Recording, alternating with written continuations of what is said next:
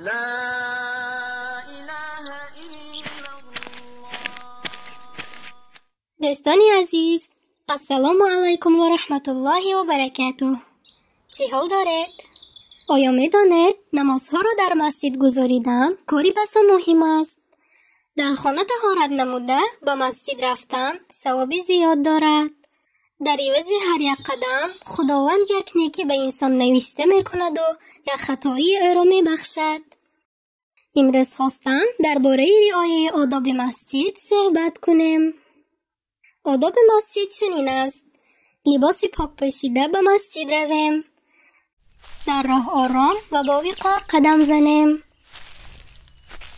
از در مسجد به پای راست وارد شویم و وقتی در آمدن چنین گوییم: بسم الله و الصلاة و السلام علی رسول الله، اللهم افتح لی ابواب رحمتک.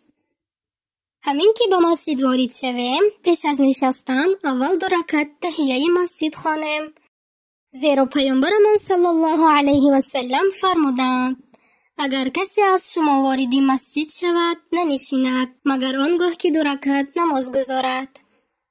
باید آگاه باشیم که از پیش نمازگزاران نگذریم، اسباب و انجام مسجد را نگه داریم و بیهوده صرف نکنیم.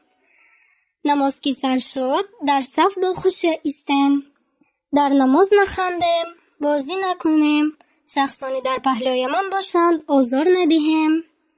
چون نماز تمام شد و از مسجد برآمده شدیم، این دعا را خوانده به پای چپ برآییم: بسم الله و الصلاة و السلام علی رسول الله، اللهم اینی اسألک من فضلک. آداب مسجد آن همین بود که ما آموختیم، تنها همینش ماند که آن را عملی نموده از خداوند اجر و ثواب به دست آوریم. خداوند از ما و شما قبول کند. و السلام علیکم و رحمت الله.